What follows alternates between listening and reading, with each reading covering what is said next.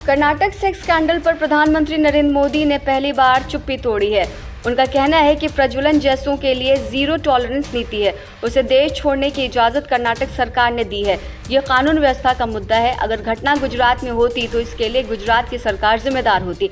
ऐसे ही इस मामले में कदम उठाने के लिए कर्नाटक सरकार को जिम्मेदार ठहरा दिया। प्रधानमंत्री ने एक इंटरव्यू में कहा, ऐसे अत्याचारियों को बख्शा नहीं जाना चाहिए, सख्त सजा होनी चाहिए।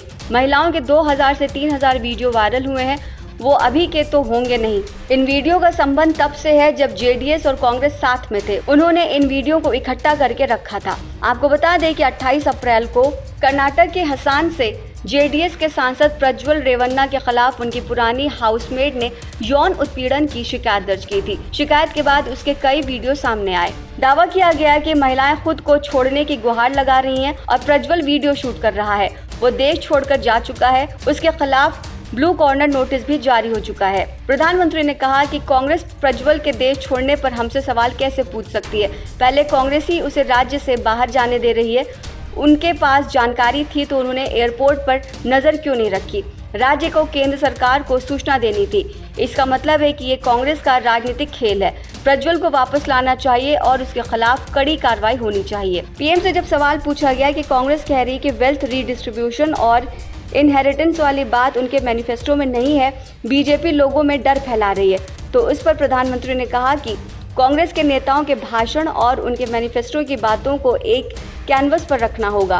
पहले मनमोहन सिंह ने सार्वजनिक रूप से कहा था कि संसाधनों पर पहला हक मुसलमानों का है। उनके द्वारा लिए गए फैसले भी उनके हिडन एजेंडे को दर्शाते हैं।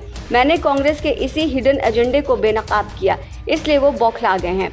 हम अपने मैनिफेस्टो में राम मंदिर की बात कहते थे तो मीडिया हमसे तारीख पूछने लगता था। यह मीडिया का काम था कि कांग्रेस से पिछले 5 मैनिफेस्टो का एनालिसिस करे। जब मैंने पार्लियामेंट में संविधान दिवस मनाने की बात कही तो खड़गे जी ने विरोध किया था। उसके बाद पीएम से जब पूछा गया कि अगर धर्म के नाम पर आरक्षण आए और मुसलमानों को आरक्षण मिल जाए तो उसमें आपको क्या डर लगता है, तो उन्होंने कहा कि जब संविधान बन रहा था तो वहाँ पर सभी संप्रदाय के लोग बैठे थे।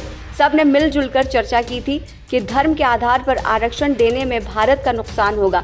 संविधान सभा में ज्यादातर सनातनी ही थे। नेहरू जी अपवाद थे, वो अपने आप को सनातन के ऊपर मानते थे। सभा के सनातनियों ने फैसला किया कि दलित आदिवासियों को आरक्षण मिलना चाहिए क्योंकि पिछले सैकड़ों वर्षों में छूत अछूत का भाव देश में बना हुआ था।